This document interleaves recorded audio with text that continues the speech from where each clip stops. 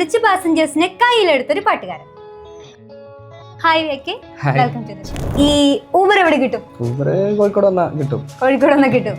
ഇതൊരു കോണ്ടന്റ് ആണോ അതോ ശരിക്കും ഇങ്ങനെ ഊബർ ഡ്രൈവ് ചെയ്യുന്നതാണോ? ഞാൻ ഫോട്ടോഗ്രാഫറാണ്.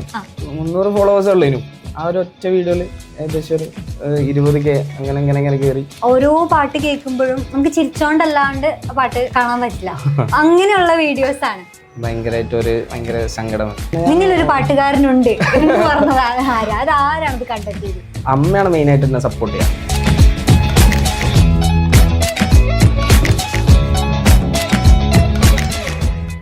ഹായ് എവ്രിവൺ, ഇന്ന് ഭ്രാന്തൻസ് ഗോട്ട് ടാലന്റിലുള്ളത് ഒരു പാട്ടുകാരനാണ്.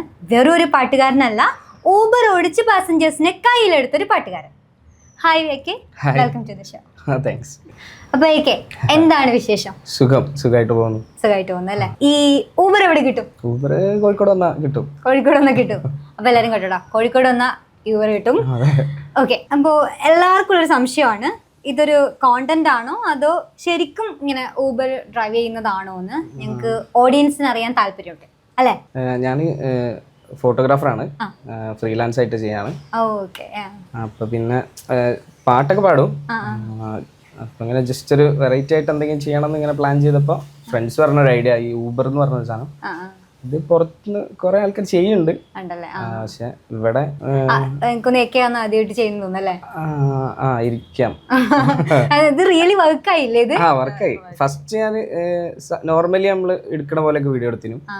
പിന്നെ ഈ ഊബർ തുടങ്ങിയപ്പോഴാണ് ജസ്റ്റ് ഫോളോവേഴ്സ് ഒക്കെ ഇങ്ങനെ കയറി. നല്ല ഒരു 300 ഫോളോവേഴ്സ് ഉള്ളതിനും ആ ഒരു ഒറ്റ വീഡിയോയിൽ ഏകദേശം ഒരു 20K അങ്ങനെ കയറി. ഇപ്പൊ ഒരു 50K ആവാനായി.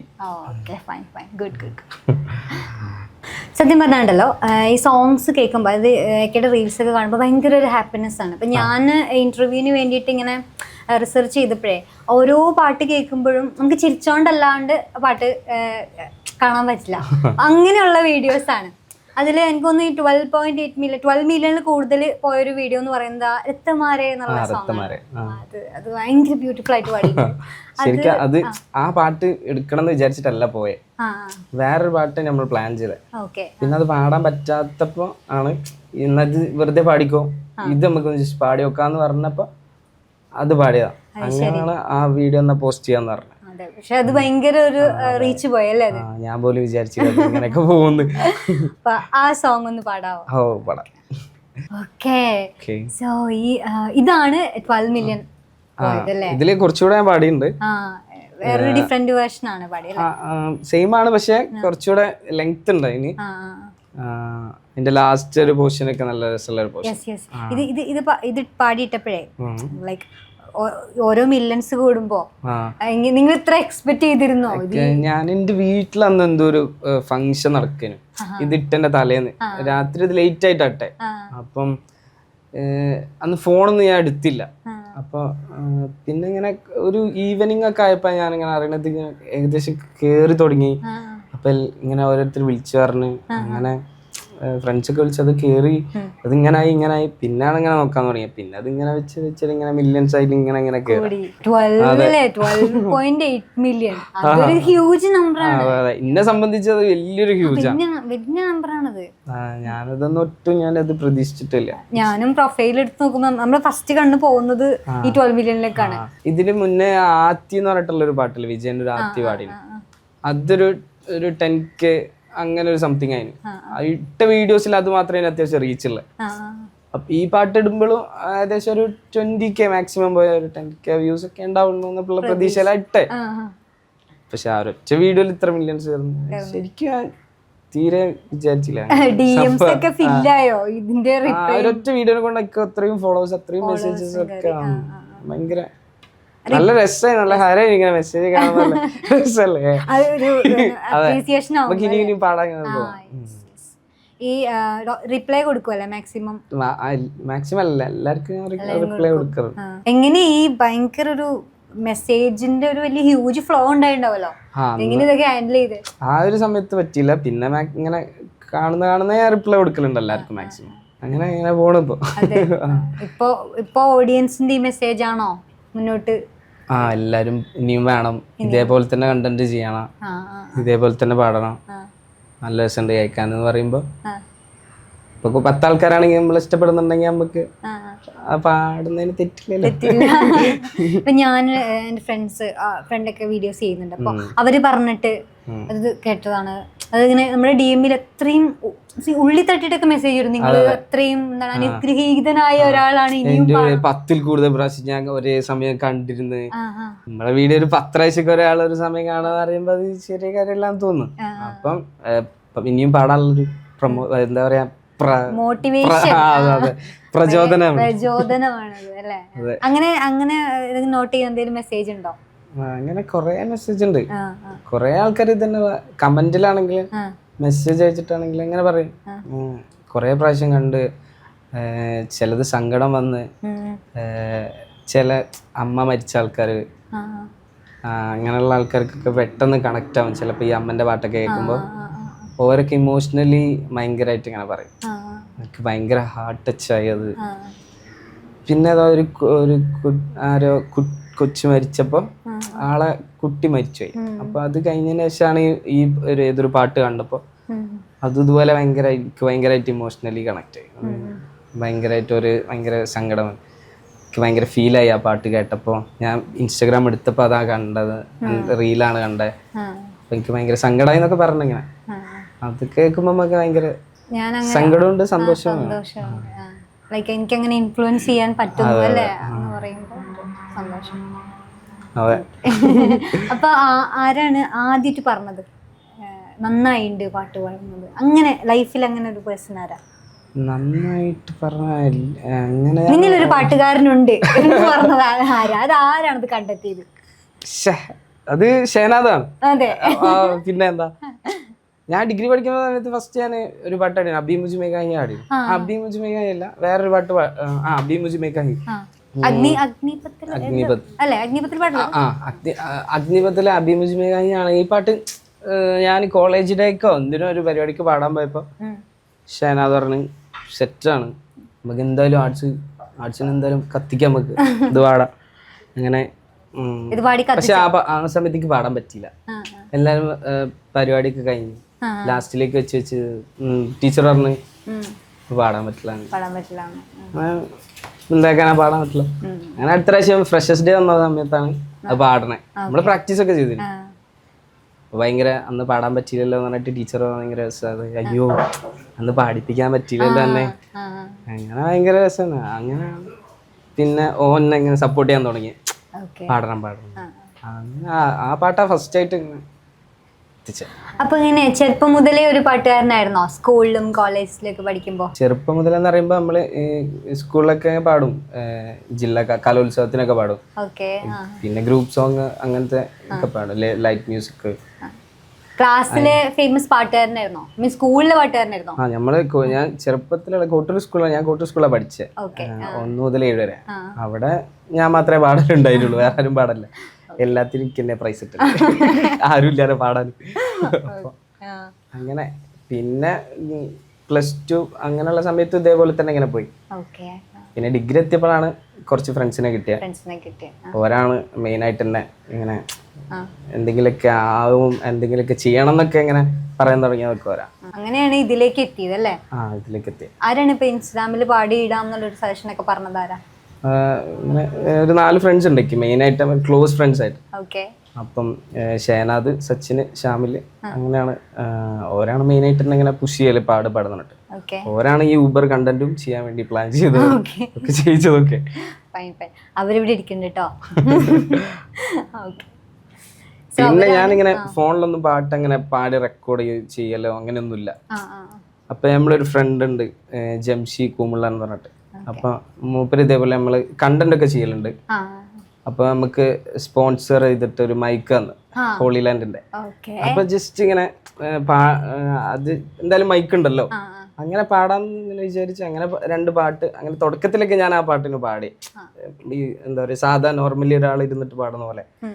അത് കഴിഞ്ഞിട്ട് പിന്നെയാണ് ഈ ഊബർ എന്ന് പറഞ്ഞൊരു വെറൈറ്റി ചെയ്യാന്ന് വിചാരിച്ചു. അങ്ങനെയാണ് പിന്നെ ഇതിലേക്ക് വന്നത്. അപ്പൊ അതങ്ങ് സക്സസ് ആയി. Okay fine. അപ്പൊ ആരാണ് ഫാമിലിയിൽ ആരാ സപ്പോർട്ടീവ് ആയിട്ടുള്ളത്? ഫാമിലിയില് അമ്മയാണ് മെയിൻ ആയിട്ട് എന്നെ സപ്പോർട്ട് ചെയ്യാം. ഓക്കെ. പിന്നെ ചേച്ചി അത്യാവശ്യം പാടും. പിന്നെ അച്ഛന്റെ ഫാമിലിയിലുള്ള ആൾക്കാരൊക്കെ പാടും. ഞാൻ 9th പഠിക്കുമ്പോഴാണ് അച്ഛൻ മരിച്ചത്. അപ്പം മുപ്പര് അതുവരെ ഞാൻ ചെറുപ്പം തൊട്ടേ പുറത്തായിരുന്നു. അപ്പം അവിടുന്ന് പാടി അയക്കണതൊക്കെ കാണലുണ്ട്. അല്ലാതെ അങ്ങനെ അമ്മയാണ് മെയിനായിട്ട് പാട്ട് പാടാനൊക്കെ പറയല്.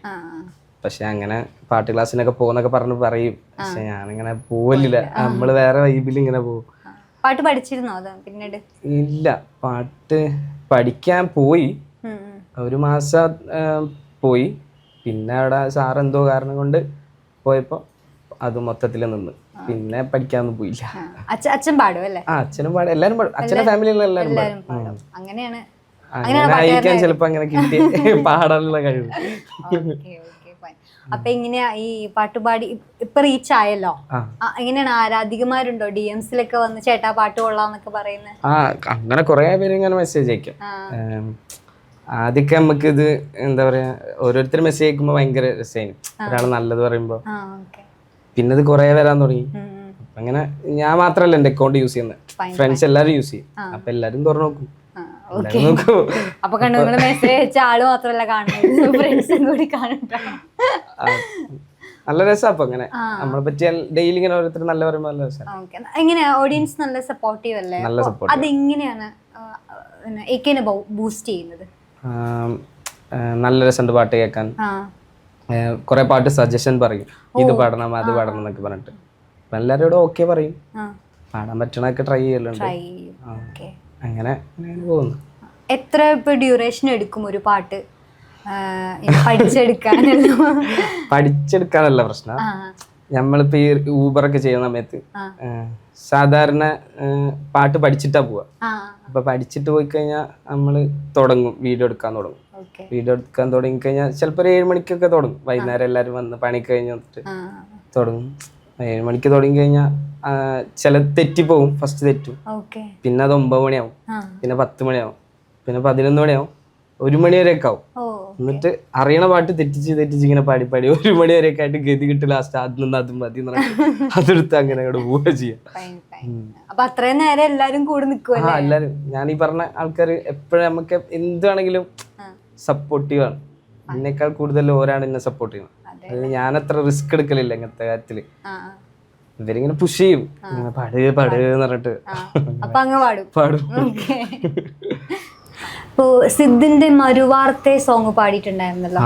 അപ്പൊ അത് ഭയങ്കര ഫീൽ ചെയ്തിട്ടാണ് ഓരോ സോങ്ങും പാടുന്നത്. കാണുന്ന ആൾക്ക് ആ ഇമോഷൻ ഭയങ്കര കണക്ട് ആവും. ഈ സിദ് ശ്രീറാമിന്റെ പാട്ടൊക്കെ പാടുമ്പോ ഞാൻ ചില സമയത്ത് ഈ പാട്ടുകാരെ അനുകരിക്കാൻ ശ്രമിക്കലുണ്ട്. ഓരെ പോലെ പാടണം, അത് ആ ഒരു വോയിസ് മോഡുലേഷനിൽ പാടണം, അങ്ങനെയൊക്കെ നോക്കലുണ്ട്. അപ്പൊ ചില പാട്ടൊക്കെ പാടുമ്പോ ചിലർ പറയും അതേപോലെ ഉണ്ട് വോയിസ് കേൾക്കാൻ, അതുപോലെ ഉണ്ടെന്നൊക്കെ പറയും. അപ്പൊ കുറച്ചുകൂടെ ഇൻട്രസ്റ്റിംഗ് ആവും ഇത് അതുപോലെ ഇങ്ങനെ പാടാൻ. എത്ര നാളെടുത്തു പഠിക്കാനായിട്ട്? ഇത് അങ്ങനെ നാളൊന്നും നിർത്തില്ല, സിമ്പിൾ ആയിട്ട് പഠിച്ചു. അങ്ങനെയല്ല, കേട്ട് പരിചയമുള്ള ഒരു പാട്ടേനു. പിന്നെ 2 പാട്ടാണ് ഞാൻ മെയിൻ ആയിട്ട് ഇങ്ങനെ എല്ലാ സ്ഥലത്തും മുമ്പ് പാടാം. ഇതേപോലെ ഒരു പാട്ട് പാടെന്ന് പറയുമ്പോ ഇങ്ങനെ ഫ്രണ്ട്സിന്റെ അടുത്ത് ചോദിക്കും ഇങ്ങനെ ഏതാ പാടെന്ന് പറയുമ്പോ 2 പാട്ടാണ് മെയിൻ ആയിട്ട് പാടാം. ഇനിയിപ്പൊ എവിടെ പോയാലും ഇതേ പാടും. ഏതാ പാടേണ്ടത് ചോദിച്ചാൽ ഇതേ പാടും. മറുവാർത്തെ പേസാതെ അതേമാതിരി കിന്നരഗാനം എന്ന് പറഞ്ഞ ഈ 2 പാട്ടാണ് മെയിൻ ആയിട്ട് അങ്ങനെ പാടല്. സോ ഇങ്ങനെ ഒരു കംഫർട്ടബിൾ ആയിട്ടുള്ള അങ്ങനെ എന്തെങ്കിലും പാട്ടുകളുണ്ടോ? ലൈക്ക് നമുക്ക് എപ്പോഴും കേൾക്കാൻ ആഗ്രഹിക്കുന്ന, അതായത് ഒരു സെറ്റ് ഓഫ് പാട്ടുകൾ നമുക്ക് ഉണ്ടാവും, അല്ലെങ്കിൽ ഒരു പാട്ടുണ്ടാവും, അത് നമ്മൾ വീക്കിലി എന്തായാലും 3 പ്രാവശ്യം 2 പ്രാവശ്യം കേൾക്കും. അങ്ങനെ എന്തെങ്കിലും പ്ലേലിസ്റ്റോ പാട്ടുകളോ ഉണ്ടോ? ഇങ്ങനത്തെ പാട്ട് തന്നെ, ഈ സിദ് ശ്രീറാമിന്റെ പാട്ട് ഭയങ്കര ഇഷ്ടമാണ്. അതെ അല്ലേ? പിന്നെ ഇതേപോലെ എല്ലാ പാട്ടും കേൾക്കും. അർജിത് സിംഗിന്റെ സോങ്, പിന്നെ യേശുദാസിന്റെ സോങ്, അങ്ങനെ എല്ലാവരുടെ സോങ് എല്ലാം കേൾക്കും. ഇങ്ങനെ ഒരു ഫ്രണ്ട് ഉണ്ടെങ്കിൽ സ്പോട്ടിഫൈയുടെ ആവശ്യം എന്താന്ന് പറഞ്ഞിട്ട് ഒരു റീൽ ഇട്ടിട്ടുണ്ടായിരുന്നില്ലേ? അത് നമ്മള് ചുമ്മാ ഇങ്ങനെ കാറിൽ ഇങ്ങനെ പോയിക്കൊണ്ട് നിൽക്കുന്ന സമയത്ത് വെറുതെ ജസ്റ്റ് ഈ പാട്ട് പാടണമെന്ന് ഞാൻ കുറെ ഇങ്ങനെ ആലോചിച്ചിട്ടുണ്ടായിരുന്നു. ഈ പാട്ട് ഒരു നല്ലൊരു ഫീലുള്ള ഒരു പാട്ടാണ്. അപ്പൊ വെറുതെ ഇങ്ങനെ ജസ്റ്റ് ചുമ്മാ പാടിയപ്പോ വെറുതെ ഇങ്ങനെ വീഡിയോ എടുത്തിട്ട് ഓൺ ജസ്റ്റ് പോസ്റ്റ് ചെയ്താ ഈ പാട്ട്. അത് അത്യാവശ്യം നല്ലൊരു അഭിപ്രായം. കുറെ പേര് ഇത് നല്ല രസമുണ്ട്, ഭയങ്കര ഫീലാണ് പാടിയേക്കുന്നേ, ആ ഇമോഷൻസ് ഒക്കെ ഇങ്ങനെ കീപ്പ് ചെയ്തിട്ട് ശരിക്കും ആ പാട്ട് കേൾക്കുമ്പോൾ ഒരു ഹോംലി ഫീലാ, ഭയങ്കര സുഖമുള്ള ഒരു ഹോംലി ഫീലാണ്. അപ്പൊ മ്യൂസിക്കിന് അങ്ങനെ ഒരു പവർ ഉണ്ടല്ലോ, നമ്മുടെ മൂഡ് മാറ്റാൻ പറ്റും, നമ്മളെ പെട്ടെന്ന് ഇൻഫ്ലുവൻസ് ചെയ്യാനുള്ള ഒരു പവർ മ്യൂസിക്കിനുണ്ട്. അങ്ങനെയാണോ? അങ്ങനെയാണ് ശരിക്കും. ഓക്കെ. നമ്മൾ പാടുമ്പോഴും കുറെ ആൾക്കാർക്ക് പെട്ടെന്ന് ഇങ്ങനെ കുറെ കമന്റ് വരും. നമ്മൾ പ്ലാൻ ചെയ്തിട്ടാണെങ്കിലും ഇങ്ങനെ ഇപ്പം ഞാൻ പറഞ്ഞ ഈ ജംഷി കുമ്പള എന്ന് പറഞ്ഞിട്ടുള്ള ആള് പെട്ടെന്ന് ഭയങ്കരമായിട്ട് ഇങ്ങനെ ഒരു റഫായിട്ട് ഇങ്ങനെ സംസാരിച്ചിട്ടായിരുന്നു. അപ്പൊ പെട്ടെന്ന് ഞാൻ കിന്നരക എന്ന് പറഞ്ഞ പാട്ട് കേട്ടപ്പോ കുട്ടികൾ ഭയങ്കര കാമായി. അപ്പൊ ഇങ്ങനെ എന്താ പറയാ, മ്യൂസിക് ഭയങ്കര എല്ലാരും പെട്ടെന്ന് കൂളാക്കും ചിലപ്പോ ചില പാട്ടുകളൊക്കെ. അതില് ഞാനൊരു ഇത് കണ്ടു, ഒരാൾ കയറുമ്പോ മദറിന് വേണ്ടിയിട്ട് പാടുന്ന ഒരു, അത് ഭയങ്കര നല്ല രസമുള്ള ഒരു പാട്ട്. അത് എന്റെ ഒരു ഫ്രണ്ടാണ്, അത് അവനാണ് ഞാൻ പറഞ്ഞ ഈ നല്ല ഒരാള്. അപ്പൊ ഓന് ഈ പാട്ട് ഭയങ്കര ഇഷ്ടമാണ്, ആ പാട്ട് അമ്മന്റെ ആ ഒരു പാട്ട്. അപ്പം ഓൻ തന്നെ പറഞ്ഞ ആ പാട്ട് പാടണം, ഞാൻ വരാം, ആ പാട്ട് പാടുമ്പോ ഞാൻ വരാം, നമുക്ക് എടുക്കാന്നൊക്കെ പറഞ്ഞിട്ട്. ഈ കണ്ടന്റ് ഇങ്ങനെ ആയിരിക്കണം എന്ന് ആരാണ് പ്ലാൻ ചെയ്തത്? ഓൻ തന്നെ. ഓനാണ് നമ്മളെ കൂട്ടത്തിലെ മെയിൻ കണ്ടന്റർ. അപ്പൊ ഓനാണ് ബാക്കി എല്ലാ കാര്യങ്ങളും പ്ലാൻ ചെയ്യുന്നത്. ഇപ്പൊ ഈ ഊബറൊക്കെ പ്ലാൻ ചെയ്യുന്നൊക്കെ ആളാണ് ഇതിന്റെ ബ്രെയിൻ. ഈ 90s കിഡ്സിന്റെ ഒരു ഫേവറേറ്റ് സോങ് പാടിയിട്ടുണ്ട്, നമ്മൾ മൂവിയിലെ സുഖമാണി. അതെ അതെ, ആ മൂവിയുടെ പേര് നമ്മളിന് കേൾക്കുമ്പോ തന്നെ മനസ്സിൽ വരുന്നത് ആ ഒരു പാട്ടാണ്. ഓൾ ടൈം ഫേവറേറ്റ് ഒരു പാട്ടാണ്. അത് ആരാണ് സജസ്റ്റ് ചെയ്തതൊക്കെ? അത് ഇതുപോലെ ജസ്റ്റ് ഇങ്ങനെ വെറുതെ ഇങ്ങനെ യൂട്യൂബിൽ ഇങ്ങനെ സജഷൻ വന്നപ്പോ പാടി വെക്കാന്ന് ഇങ്ങനെ പ്ലാൻ ചെയ്താ. അപ്പം വെറുതെ പാടിയാ, അപ്പൊ നല്ല രസം തോന്നി, അങ്ങനെ അത് വീഡിയോ ഒക്കെ ഇട്ടു. അല്ല, അത് ഞാൻ വെറുതെ ഇങ്ങനെ ഇരുന്നപ്പോ ഞാൻ തന്നെ കിട്ടിയപ്പോ പാടിയ പാട്ടാ. എനിക്ക് അറിയണ പാട്ടാണെങ്കിൽ ചിലപ്പോ എനിക്ക് ഈ ലിറിക്സ് ചിലപ്പോ തെറ്റിപ്പോ. ലിറിക്സിലല്ല, എന്തിലാണ് കോൺസെൻട്രേറ്റ് ചെയ്യുക? ചിലര് ലിറിക്സിലായിരിക്കും, ചിലര് മ്യൂസിക്കിലായിരിക്കും. ഞാൻ ബീറ്റ് ആണോ പിടിക്കുക? ബീറ്റില ആ ഒരു എന്താ അറിയില്ല, അത് ഇങ്ങനെ തെറ്റിപ്പോവും, അറിയണാണെങ്കിൽ തെറ്റിപ്പോവും. അല്ല, ഞാൻ പറഞ്ഞത് ഒരു പാട്ട് കേൾക്കുമ്പോ എന്താണ് ആദ്യം ക്യാച്ച് ചെയ്യാ? ഇപ്പൊ എനിക്ക് ലിറിക്സ് ഭയങ്കര ക്യാച്ച് ചെയ്യും. എന്താണ് അത്? ഇതേപോലെ ഞാനും ഫ്രണ്ട് ഉണ്ട് ഇതേപോലെ ഷാമില്, ഇവനും പാട്ടൊക്കെ പാടും. അപ്പൊ ഇവൻ ഒറ്റ പ്രാവശ്യം കേൾക്കുമ്പോ ചിലപ്പോ ആ ലിറിക്സ് ഫുള്ള് ബൈ ഹാർട്ടാവും. അപ്പൊ ഞാൻ ഇങ്ങനെ ചോദിക്കലുണ്ട്, ഇതെങ്ങനെയാണ് ഇതിങ്ങനെ ഒറ്റ പ്രാവശ്യം കേൾക്കുമ്പോൾ ബൈ ഹാർട്ടാണ്? ഞാന് എത്ര പാടിയാലും തെറ്റും, പാട്ട് ലിറിക്സ് തെറ്റിപ്പോ. ട്യൂണാണ്, അപ്പൊ ആ ബീറ്റാണ് പിടിക്കുന്നത്. ഈ ഹൈ പിച്ച് പോകുന്ന പാട്ടുകളാണല്ലോ, അങ്ങനെ ഒരു പിച്ച്, അത്ര ആ പിച്ചിലാണ് പാട്ടുകൾ പാടിയിട്ടുള്ളത്, ആ ടൈപ്പ് പാട്ടുകളാണ്. ഇപ്പൊ തനിയെ പാടിയിട്ടുണ്ട് നമ്മള്, രക്തമാരെ എന്ന് പറഞ്ഞൊരു പാട്ട് പാടിയിട്ടുണ്ട്. അപ്പൊ ഇതെല്ലാം ഈ ഹൈ പിച്ച് റേഞ്ച് പോകുന്ന ഒരു പാട്ടാണ്. അങ്ങനെ അതാണോ ഇഷ്ടം? ആ ഒരു പാട്ടാണോ ഇഷ്ടം? അങ്ങനെ ചോദിച്ചാ അങ്ങനത്തെ പാട്ടാണ് കൂടുതലായിട്ട് ഇങ്ങനെ പാടാൻ പറയല്. ഈ തനിയൊക്കെ നല്ല ഹൈ പിച്ച് ആയിട്ടുള്ള ഒരു പാട്ടാണ്. അപ്പൊ എനിക്കും അങ്ങനത്തെ പാട്ടാ കൂടുതൽ പാടാൻ ഇഷ്ടം. അപ്പൊ അങ്ങനത്തെ പാട്ട് നോക്കി പിടിക്കും, അങ്ങനെ എന്നിട്ട് പാടും. അപ്പൊ എന്താ അറിയില്ല, നല്ല പാടുമ്പോ നല്ലൊരു കംഫർട്ടാണ് നമുക്ക് അങ്ങനത്തെ പാട്ടൊക്കെ പാടുമ്പോ. നല്ല രസമാണ്. കൂടുതലായിട്ട് അങ്ങനത്തെ പാട്ടാ ഞാൻ പാടുന്നത്. അപ്പൊ എല്ലാരും ഇങ്ങനെ പറയാം, ഓൻ ആർക്കാൻ വരുന്നുണ്ട്. എന്റെ പാപ്പനൊക്കെ എപ്പോഴും അങ്ങനെ പറയും, ഓൻ അങ്ങനത്തെ പാട്ടൊന്നും പറ്റില്ല, അങ്ങനത്തെ ആർക്കണ പാട്ടാ വേണ്ട. അങ്ങനെ പറയാല്ലേ? അപ്പൊ ഈ വീട്ടിലിരുന്ന് പ്രാക്ടീസ് ചെയ്യുമ്പോ എങ്ങനെയായത്? നമ്മളെ വീട്ടിൽ നിന്ന് എന്തെങ്കിലും ചെറുതായിട്ട് പറയുമ്പോ തന്നെ എല്ലാരും കേൾക്കും. ആദ്യമൊക്കെ എങ്ങനെ പറയുന്നു, ആ ചെക്കൻ തോട്ടങ്ങി, അല്ലെങ്കിൽ നമ്മള് വെറുതെ ഇങ്ങനെ പാടുമ്പോ ഓ ശല്യം അങ്ങനെയൊക്കെ പറയും. പിന്നെ ഇപ്പൊ അതൊന്ന് നമ്മളത് കാര്യാക്കില്ല. അല്ല, ഇപ്പൊ റീച്ച് വന്നല്ലോ. പക്ഷെ നമ്മളെ വീടിന്റെ അടുത്തുള്ള അങ്ങനെ ആൾക്കാർ അങ്ങനെ അറിഞ്ഞിട്ടൊന്നുമില്ല തോന്നുന്നു. കുറച്ച് പ്രായമുള്ള ആൾക്കാരും പിന്നെ നമ്മളെ പ്രായത്തിലുള്ള ആൾക്കൊക്കെ അറിയാം. പിന്നെ ആ സമയത്ത് അതൊന്നും ശ്രദ്ധിക്കില്ല. വീട്ടിന്റെ അടുത്തുള്ള ഇല്ലില്ല. അമ്മയാണെങ്കിൽ അങ്ങനത്തെ പ്രശ്നമൊന്നുമില്ല, പാടിക്കോട്ടെ. അപ്പൊ ഞാൻ അങ്ങനെ പറയുന്നത് ആൾക്കാര് ആരെയൊക്കെ ഈ പാടിക്കൂടെന്ന് പറയും. അങ്ങനത്തെ അമ്മ ഭയങ്കര സപ്പോർട്ടീവ്. അമ്മയാണ് പ്രോഗ്രാംസ് ഒക്കെ വന്നോ? ഇത് ഞാനൊരു വീഡിയോ കണ്ടു പാടുന്നതായിട്ട് ഒരു പ്രോഗ്രാമില്. അത് പ്രോഗ്രാമാണെന്ന് വെച്ചാൽ നമ്മള് ജസ്റ്റ് ബീച്ചിലിങ്ങനെ നമ്മളൊരു പെർഫ്യൂമിന്റെ ഒരു ചെറിയൊരു ഒരു വർക്കായിട്ട് ചെയ്തിട്ടുണ്ടായിരുന്നു, ഒരു ആഡ് പോലെ. ഓര് ജസ്റ്റ് ഇങ്ങനെ വിളിച്ചപ്പോ അങ്ങനെ പോയതാ. അത് തന്നെ ഇങ്ങനെ ഒരു പ്രോഗ്രാം ആക്കി, വീഡിയോ ടൈറ്റ് ഒക്കെ എടുത്ത്, റിയാക്ഷൻസ് ഒക്കെ എടുത്ത്, പാട്ട് പാടി.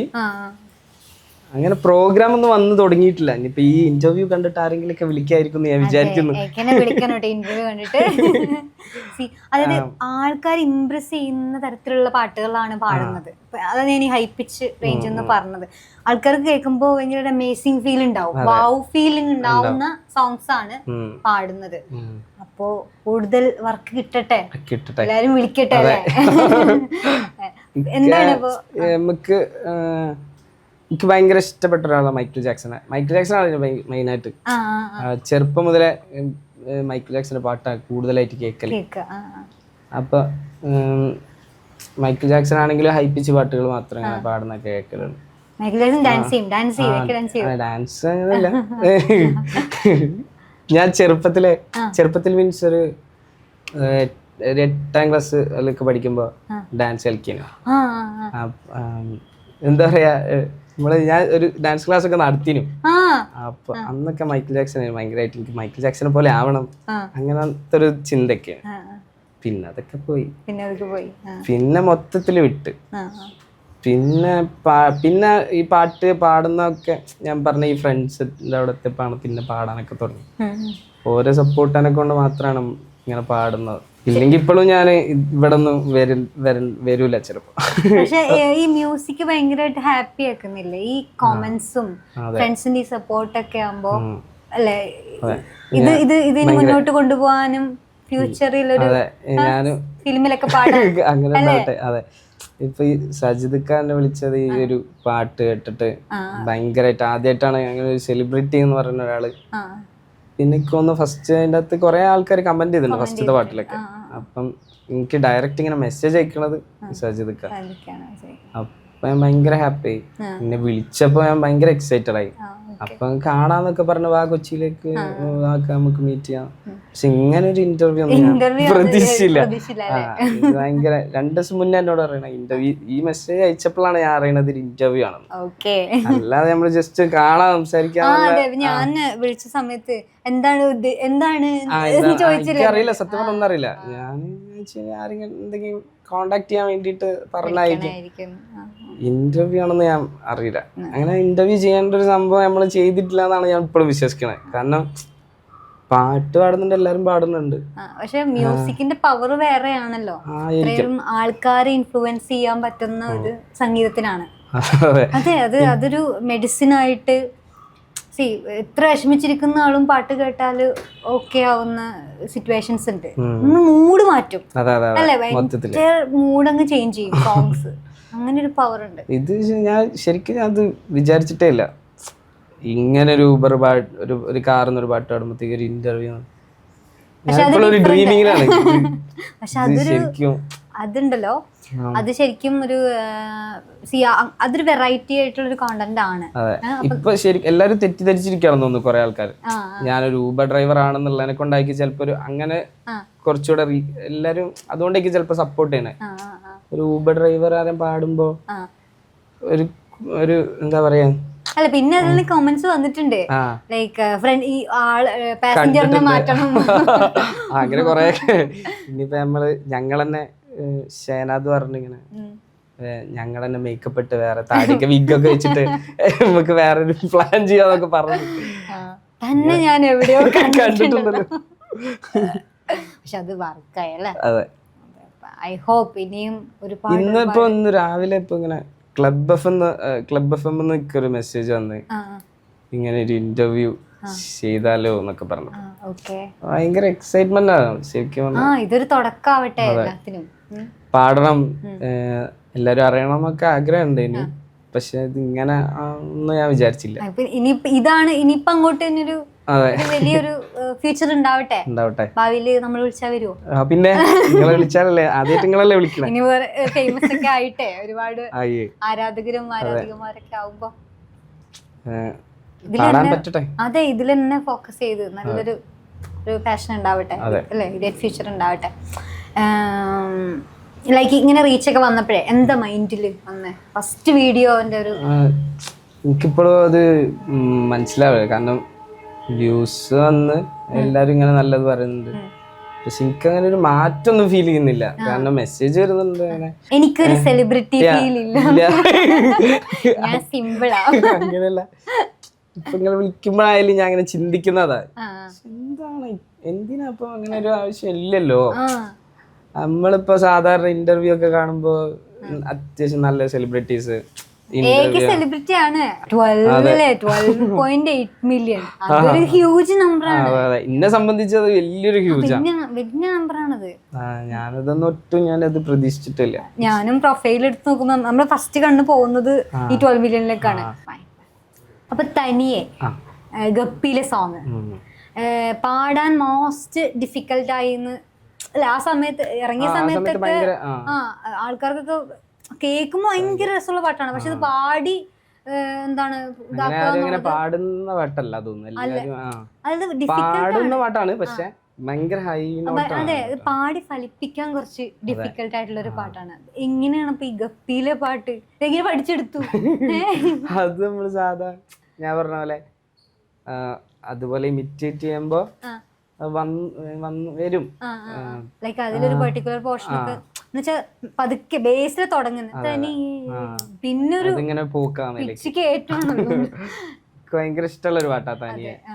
തനിയെ ഞാൻ എപ്പോഴും ഇടയ്ക്കിടയ്ക്ക് കേൾക്കും ആ പാട്ട്. അതാണോ വൺ ഓഫ് ദ തനിയെ. പിന്നെ സൂരജിന്റെ പാട്ട് ഭയങ്കര ഇഷ്ടാ. സൂരജിന്റെ കുറെ പാട്ടുണ്ട്, മറ്റേ ഉയരിൽ തോടും അതൊക്കെ ഭയങ്കര ഇഷ്ടമുള്ള പാട്ട്. പാട്ടൊക്കെ പഠിക്കാൻ പോണെന്ന് ഭയങ്കര ആഗ്രഹം ഉണ്ട്, അറിയാതെ ഹാപ്പനിങ് ആയിപ്പോയി. പിന്നെ ഇങ്ങനെ പിന്നെ നമ്മളെ ഒരു ജീവിത സാഹചര്യം കൊണ്ട് നമുക്ക് അങ്ങനെയൊന്നും പറ്റിയില്ല പഠിക്കാനൊന്നും. പിന്നെ നമ്മളെ ഉള്ളത് വെച്ച് പാടുക. അതെ. അപ്പോ ഇനിയും ഒരുപാട് ഒരുപാട് ഒരുപാട് വർക്കുകൾ കിട്ടട്ടെ, ഒരുപാട് ആൾക്കാർ അറിയട്ടെ, അല്ല ഇതൊരു തുടക്കം ആവട്ടെ. ഇതിന്റെ നല്ലൊരു തുടക്കമാണെന്ന് ഞാൻ വിശ്വസിക്കുന്നു. വലിയ ഒരുപാട് ആൾക്കാർ അറിയുന്ന ഒരു സിംഗർ ആവട്ടെ അല്ലേ. ഇത് ഫസ്റ്റ് ഇന്റർവ്യൂ ആണല്ലേ, ഇന്റർവ്യൂ ആണ്. ഇനിയും കുറെ ആൾക്കാരെ ഇന്റർവ്യൂ ചെയ്യാൻ പറ്റട്ടെ. പിന്നെ ഇവര് ഞാൻ ആദ്യമായിട്ട് ഇങ്ങനെ ക്യാമറന്റെ മുന്നിൽ നിൽക്കണം. ഞാൻ ഫോട്ടോഗ്രാഫർ ആയി നിൽക്കുന്നുണ്ട്, എപ്പോഴും ബാക്കിലായിരുന്നു നിൽക്കല്. എന്തേലും നിങ്ങളുടെ പേരെന്തേലും? ലിബിനും ജോയിലും. ഇവരും എവിടെ മുന്നോട്ട് പോട്ടെ. എല്ലാവർക്കും ഭയങ്കര താങ്ക്സ്. പിന്നെ പ്രത്യേകിച്ച് നമ്മളെ സജിദ് ഖാനോട് ഞാൻ ഭയങ്കര